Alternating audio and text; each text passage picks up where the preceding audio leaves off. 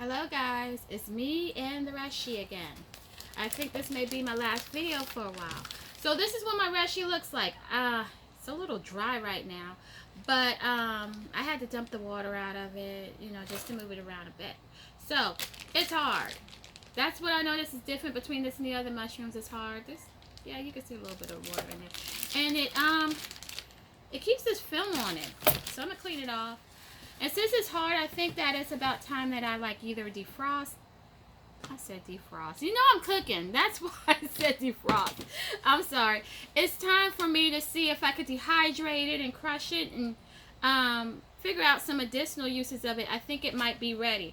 So, because I like the way it looks, I want to show you guys how it looks when I shine it up.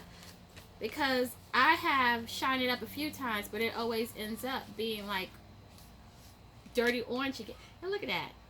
It ends up being dirty orange again. So I'm going to shine it up. I think I'm going to take a piece off.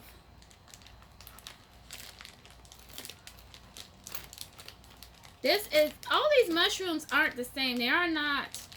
I mean, they're so different from each other. Because some of the other ones, they're soft. You know what I'm saying? And when they dry out, it's like a wilted look. And this seems kind of woodsy, but it's not woodsy. But I think it has the potential to get woodsy. I don't know. But see, that's what it looks like. There's got like a cute little design on it and everything. And ooh, it's nasty. Not nasty, but I mean like the ink is really. I got some water here that I'm cleaning it off with. But yeah, it always stays this orange color like it's ashy or something. So this is what it looks like when it's clean, and then this is the bottom of it. It's just white. I'm kind of rubbing this. The bottom part isn't really isn't orange like the top part. But yeah, I'm going to take these apart and start seeing if I could create some medicine and tinctures and things like that. And I don't know if this is going to produce more or not. I'll find out. I love this. See? Isn't that cute? So this was my first thing. I know second one. I know I told you guys I might be growing some Reshi, some lion mane, some morel.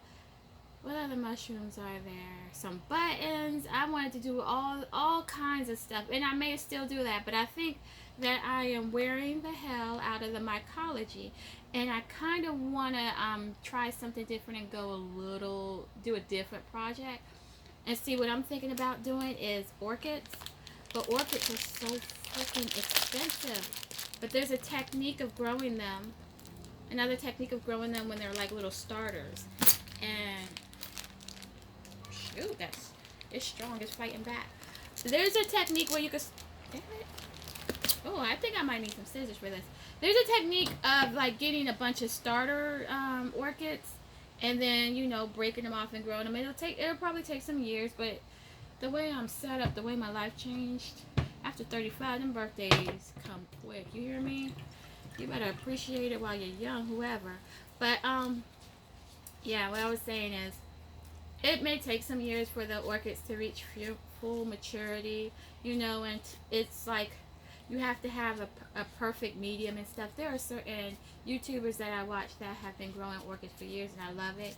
And I myself have grown a few orchids, and what happens with me and the orchids is I grow them, and then they flourish, but they don't bloom again. So I get these most beautiful orchids ever, and I pick them up from the grocery store. I take them home. I love them, and I love them, and I look at the bloom for like a month, and then after that, when the bloom drops or dies or whatever, I end up keeping the orchid for like years, and it never blooms again. And then people are like, oh, well, if you cut it at the node, if you do this, it don't happen for me, and or it hasn't because I believe I could do anything, especially with plants, but it hasn't happened for me yet.